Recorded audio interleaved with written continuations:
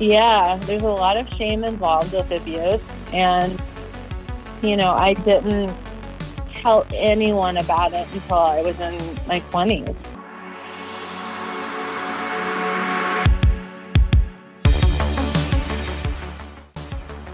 Welcome to OTR, Over the Rainbow, Achieving Mental Health for Real. This podcast offers hope to many people who needlessly suffer from mental health issues. Your host, Bob Adelman, brings you information on how you can recover from any mental health issue and achieve a happier life. If you want to know more, please check out his trailer. Bob's notes on today's show follows. Meet Kat Kennan, who is recovering and doing well with CPSTD. Kat was sexually abused at a very young age and took abuse from her brother while growing up. She is a passionate advocate for trauma survivors, leading her to establish the PTS/CPTS advocacy organization, Stand Up to Trauma. Through this organization, she enables others to heal and thrive beyond their traumatic experiences. Now, here's Bob with today's show. Oh, Kat, how are you today? I'm awesome, Bob. How are you? I'm good. Could you tell a listener a little bit about what you do and who you are? Yeah, absolutely. So I am a marketing consultant, a career-long brand marketer, and specifically, I lean into my own experiences with trauma and teach brands empathy and how to talk to their customers with empathy. That's probably the easiest way to boil it down. I got you. So you suffered from CPTSD. Yeah. Could you go into did that start in childhood? Could you talk more about that? Yeah, it did. I wasn't diagnosed until 2019, but I was sexually abused in childhood from a very young age. Oh, that's terrible. So was it by a family member? No, it was a neighbor. But, I also had brothers that, particularly one that liked to come up behind me with a knife. So, oh my God. And I think with a lot of childhood trauma, you think it's normal until you're an adult and you realize that it's not. What kind of neighborhood did you grow up in? Is it a bad neighborhood or? No, not at all. I grew up okay. in Iowa, kind of out in the country, south of Des Moines, Okay. in a much bluer time in terms of the state. It was a private drive. It was, about as quote unquote safe as you could be, but obviously that was not my experience. Okay. How often was the abuse, if I can ask?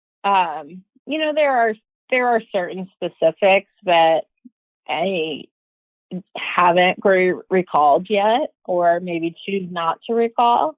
Okay. I certainly know enough about what occurred, and it was not something that I told anyone about. Not my parents, not anyone. You felt embarrassed, yeah, right? There's a lot of shame involved with abuse. And, I'm sure of it. I didn't tell anyone about it until I was in my 20s. Okay, so you got diagnosed in your 20s? No. Oh. Yeah, I got diagnosed in 2019 after I had a couple of back-to-back traumas, relationship-based. I was already kind of working on the childhood stuff at that point. Had just gone through or was going through a relatively traumatic divorce. And how long were you married? 15 years. 15? Yeah. And it was just, was he abusive as well? Yeah, he was emotionally and psychologically abusive. Okay. Yeah, verbally, someone that liked to yell. I think that we always seek out what's familiar, Sure. I'm very glad that you got help. So where did you go to get your help? And how did you figure out, was it CPTSD? Yeah. So, my parents both have PTSD as well, or, trauma for different reasons. My mom is no longer with us, but, it's generational. So, my mom was raised in a very physically abusive home, as was her mom. My dad was in Vietnam, like really, and the intensity of it. And you bring these two humans together that then combine their DNA and make kids. So, even without my own experiences, I was born with that trauma. And, did your father hit you or no, just rage at you or no? How did he express his PTSD? I think my parents just struggled connecting. It wasn't a family where we said "I love you" a lot, and that came much later, and perhaps led by me because I just decided to start saying it.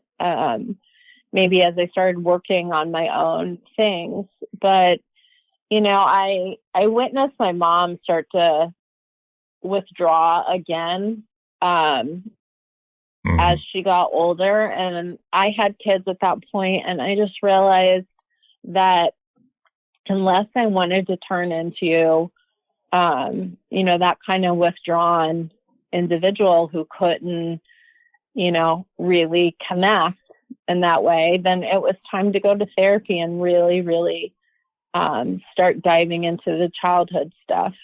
So you went to therapy, in 2019? No. You started therapy? Yeah, probably 2016. Okay. And, in a lot of ways, it probably surfaced, issues that were happening in my marriage that, I'm sure. I hadn't addressed or thought about. I think very frequently when you're in an abusive relationship, you end up walking around almost robotically citing, things like he's my best friend. And, I had a friend later observe that she's like, I always thought it was interesting because you would say that and it was like, it didn't quite reach your eyes. And I don't even think I was aware of how bad it was really until I started therapy, Did you have like a major depression from it or? Yeah. I would say like I always had like mild depression. I always kind of felt like there was a cloud over me. I very frequently felt like, I was on the outside looking in at myself and my experiences. I definitely felt very disconnected. It was really hard for me to engage with people, again, sort of getting at what I experienced with my mom. And I didn't want that with my own kids. And, that really, that drove me to therapy. Yeah, I had a similar situation. Once I had kids, I went into kind of terrible anxiety, depression. And I fought it off the first couple of times, but then in 94, I go back that far, I'm 65. It got too much and I had a total breakdown. So yeah, I hear you. I consider myself also with PTSD because of the problems I had. The ADHD I was like a punching bag for my brother. It was a year older than me. So it was verbal abuse all the time. And that's PTSD. And I don't know if I've cleared all of that up myself. But so how many years have you been in therapy? Well, on and off. So, that original therapist had sort of helped me, we worked together for several years. And then, part of the difficulty with mental health care are things like insurance.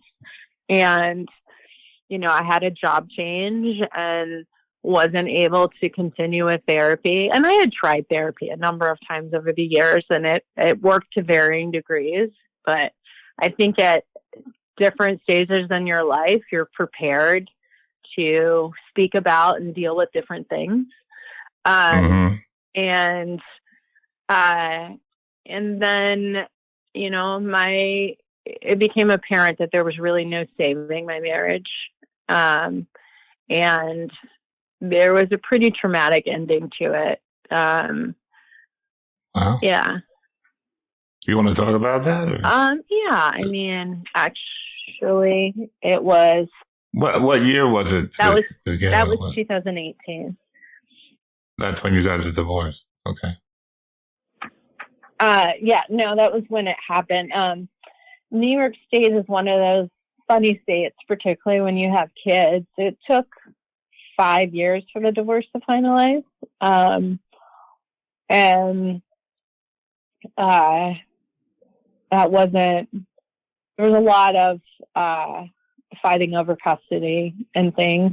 How old are your kids at that time? Roughly, yeah, I think my youngest was 7 or 8. Now they're 12 and 15 and freaking the table. Oh, great years. Yeah. How are they doing as teenagers? Okay. Oh my God. They're full of it. 12 is a turning point, Yeah. 12 is where my kids stopped talking to me. Yep. But I got them back later, so that's what counts. No, we're that's a tough close. age. We're all very close. That's good. Yeah. That's good. Yeah. And did he abuse the kids as well? No. I think some of that will probably come out later because I'm sure that they heard and observed more than, honestly, either me or my ex were aware of.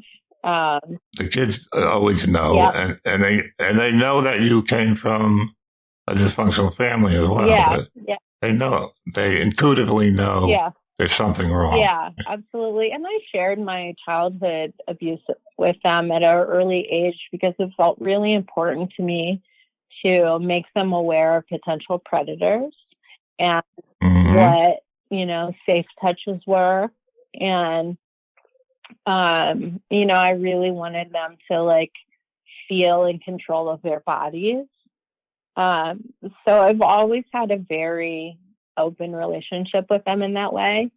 Obviously there are some specifics of at least particularly how the end of my marriage went down that they aren't privy to yet. But do you want to talk about that? Oh yeah. I mean, I'm happy.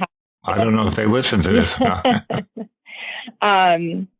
Yeah, I mean, it was actually, it's October 26th as we're talking. It actually happened the evening of October 25th. So it's always a date that I kind of mark and, in some ways grieve, and in some ways celebrate only because I wouldn't be this person. From both in my childhood and adult experiences, there are a lot of people who have been through similar things who aren't here anymore. And I'm here and I'm pretty freaking awesome. I'm glad. Yeah, you are. Yeah. You're more than awesome. I mean, what you've done, is incredible. So you started a new company on your own? Yeah, I did. Let's talk about that. Yeah. Well, in 2019, honestly, when I had absolutely no business doing anything, and to be honest, there was plenty of that year where I could, barely walk down the street or leave bed.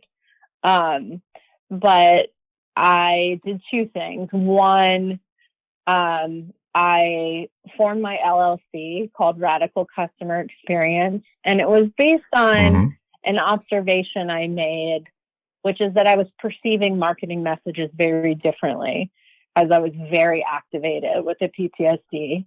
And I knew I was onto something. And again, I'm a career-long marketer. And so I just had made that observation. I knew there was something there. It was really before I even knew the language of being trauma-informed. And, I really worked on it in the background, thought about it a lot for a number of years. But also in 2019, unfortunately, after a second pretty traumatic incident, I formed an advocacy organization called Stand Up to Trauma, which is, it's essentially a platform for survivors to come and share their stories in whatever way they feel comfortable, whether that's, with their name or with, anonymously or, with some sort of pen name. And, just provides a place because, for both me and really all survivors, there's so much shame built in to whatever the abuse or assault is. And I think the only way that we can bring that to light and, even get as far as changing laws, which, honestly run about 30 years behind at least of where we are as a society, is to talk. And and even if someone's not comfortable sharing their story, I think reading other stories, whether it's mine or anyone else who has shared on that platform, I think is extremely important. Yeah. So you created a company that was trauma-informed marketing, you put it. Yeah, I didn't really come upon that term until later. So after my marriage broke down, I was dealing with, I was in pretty intensive therapy. And that's when there was a diagnosis of complex PTSD. So that was 2019. And then I really haven't, I've been running my consultancy full time for a little over a year now. And, it's something that's so needed. Obviously there are those of us who have experienced some pretty horrific trauma. I don't like to rank. I think the notion of little T's and big T's are kind of ridiculous. But every single human being on earth has experienced trauma. And, even if you want to just look at the pandemic, right? Yeah, well, the pandemic was really trauma for everybody. Yeah. I mean, everybody went through a panic time period where I sheltered myself in the house. I didn't talk to anybody. I didn't come in contact with anybody. Yeah. Everything like that. And yeah. So your company, you mentioned cancel culture. Yeah. How do you avoid cancel? Could you explain cancel culture? Yeah. And tell us how we avoid it. Yeah. I think obviously we witness it all the time, but I actually developed some software that's, brand specific, that really is still based around the same empathy that I teach in the consultancy, but is something that companies can send to their customers to really understand how they're being perceived, using something I call the 3 R's, which is radical empathy, radical vulnerability, and radical authentic investment. So, obviously, even with vulnerability, right, we know what that means as humans, but not necessarily in the context of a brand or a company. And it really means that, if a company makes a mistake, they're willing to both acknowledge it, which shouldn't be shocking or rare, but, unfortunately is. And then they sincerely apologize for it, because consumers don't give brands a second chance anymore, which does, hit at that cancel culture piece. And, there are a lot of corporate folks that are really terrified of saying or doing anything. And yet consumers expect brands to stand up for issues. So, So a good example would be the Aunt Jemima brand, where they took the pictures off. And I don't know. It's really difficult to know what to say. I know like the last 5 to 10 years at work, people didn't want to say anything. I had a guy next to me who never said anything. Yeah. I think they were all afraid of saying the wrong thing. I don't view that as a very healthy atmosphere. Yeah. What do you think about that? Do you see that as a big problem? Yeah. I mean, I think that the more open people can be, I wrote like a little ebook over the summer about empathy at work. And I think that people have been taught for decades, upon decades, that you have a work self and then you have a home self. And, they should never meet. And unfortunately, that's just not the reality of being human. We are just one person, and we carry all of our experiences, whether they're traumatic or not, with us. And, it certainly affects how we communicate or perhaps don't communicate. And I think that the more authentic and vulnerable you can be, I think it's just healthy in the long run, even for your workplace culture. But, it's not easy. Mm-hmm. It certainly takes... No, it's become very difficult. It's stressing people out. You talk about fear-based techniques. Yeah. Need to die. Yeah. Could you give us an example of a fear-based technique? Yeah, I mean, absolutely. So it's what we all experience as consumers every day. If you go to your inbox right now or you go to Instagram, you're going to be presented with, a sale that only goes till midnight, or limited quantity, or having to keep up with the latest celebrity influencer. And all of those messages on repeat are really psychologically dangerous. I mean, it's certainly not a secret that we are in the middle of a mental health crisis. And I think that companies have a responsibility, just like they have a responsibility to be sustainable or, to be inclusive. I think that just regular commercials on TV should be banned. I mean, it's so subliminal that I really think one day it will be. Yeah. I mean, I think that I have a lot of empathy towards marketers, even if they are, creating those negative messages, because you have to realize like the kind of pressure that very frequently falls on the marketing department, sometimes even more than sales. And, whether it's your executive team or your board or investors, there's so much pressure to increase profits. It makes it hard to cope, just at work, with all of that pressure. And so I think when it comes to thinking about new strategies and tactics, it's all the more difficult. And, I'm a career marketer, so obviously I know a whole heck of a lot of us, and, none of us sit around conference rooms trying to ruin customers' days. That's just, that's not the reality of it. I think the majority of us are very well-intentioned, maybe not as informed as we should be about the impact of messages. But I don't think that any of it is malevolent.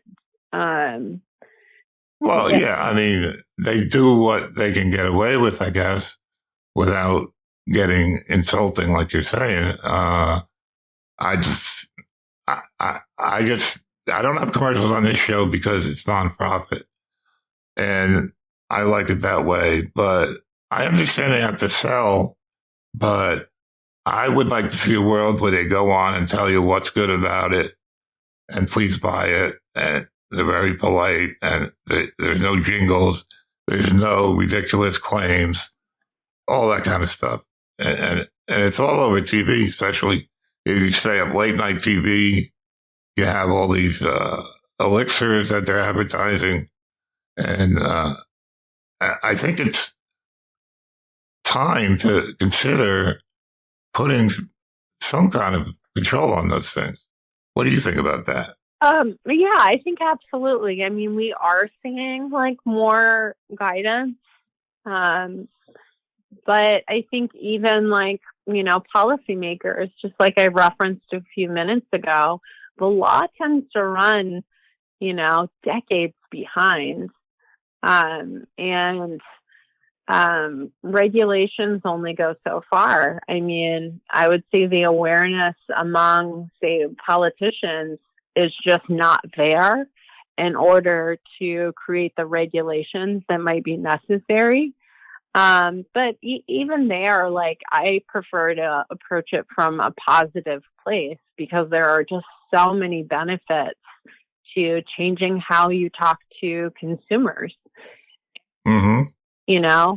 Overall, overall for society, but certainly there's a positive impact on profits. So even if you are the most cold-hearted business person or someone that is just, numbers driven, it 100% impacts profits in a positive way. Right. And you have a new marketing tool that you talked about a little bit, I think. Yeah. Briefly, because I don't want to get too technical, how does that work for a company? Yeah, absolutely. So, there are customer insight tools out there, but nothing that really investigates or explores how consumers are really perceiving brands, what their emotional reaction is. And so we created something that is an assessment tool that brands can send to their customers or to general consumers. And it measures against those 3 R's, the empathy, vulnerability, and authentic investment. But we're able to show with the data the impact that has, financially speaking, or, make predictions there. And it can also predict when a brand is really at risk of being canceled based on how their customers are perceiving them. And you have a brand sensitivity score? Yeah, exactly. Is that how that's done? Yeah. And we know that, there's a lot of learned helplessness with consumers because they just expect to be treated terribly. And, to the point where our research indicates that 83% of consumers feel that brands do little to nothing to repair negative experiences. And I'm certain that all of us have, experienced that personally and, having to call or message with a company when we've had a service issue. But there's a different way. And, by first sort of measuring and figuring out where a brand is, then we can take the steps about what they need to do to rebuild. And younger generations, whether it's, millennials or Gen Z, they don't forgive. They'll have one incident with a company and that's it. So particularly as time goes on and, a consumer base might age out for a company. I have experience with my children. They're adult children and I just call them children. But I did something inappropriate and stupid and everything else. And they ghosted me, all 3 of them. And I was in shock. It was like, what is that? What do how could you do that? I couldn't understand how they can do it. And my daughter still is ghosting me. My sons came around a little bit. But over basically one instance, but really it was a lot of things building up to it. But my daughter has completely cut me off. So I have firsthand knowledge of the new environment. When I was younger, you say these things to people and they're like, yeah, you're this, you're that. And then it all comes to a head and it's over. Then you have a couple of beers and you have it done. And that's what I expected from them. I expected them to say, Dad, why did you get so mad? That's really rude. It's going over our boundaries. And I would explain it, but no, it was just, you're gone. So yeah, I know firsthand about cancel culture. Yeah.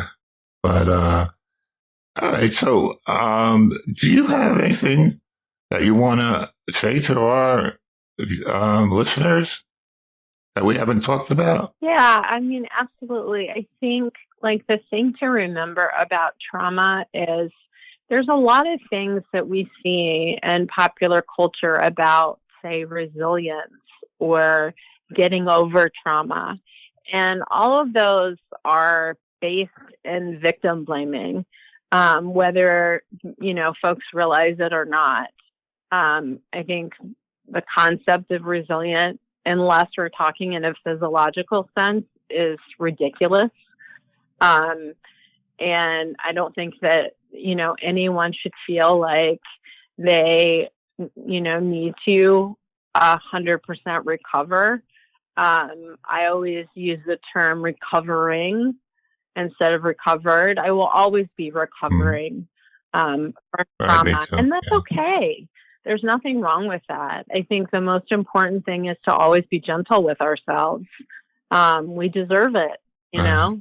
So do you feel that opening your own company was directly related to going through the trauma? Absolutely. I mean, yeah, without question. I would not have my company had I not gone through, what those experiences were.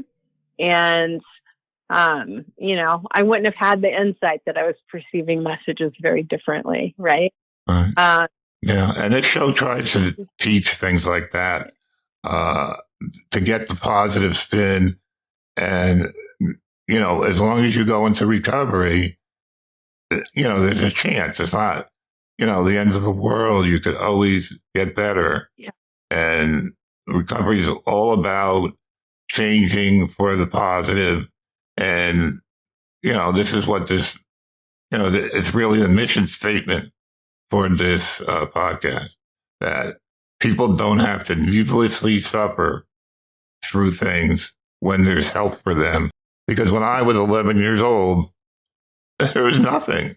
My parents had no idea about mental health. I had terrible problems. Zero help. Zero. Yeah. No one talks about it on TV. No one talks about it on the radio. Zero. And that made me have a life that could have been better. I had a good life. I've having a good life. But it's just, if you get to a point and no one can help you, then what do you do? Like, you get to a point where you're contemplating suicide. What do you do? Yeah. I say what you do is you call suicide hotline, get yourself on a program, recover, and you can get that much better. Yeah. But it's hard. It's very hard to go through trauma. It's very hard to go through any kind of mental health problem on your own, So it's very important that people that do have PTSD know that people are recovering. They know it's going to be with them all their lives, but they can put a positive spin on it. And I think that's exactly what you did. And I commend you for that. Congratulations, because that's exactly what I'm aiming for myself. And I think our culture would be much better if people took mental health not as a big stigma, but rather something to deal with and make yourself happier. I think that's super important. Especially with COVID that came around, there were people. COVID was a way to, get into your mind and figure out where you're at and things like that.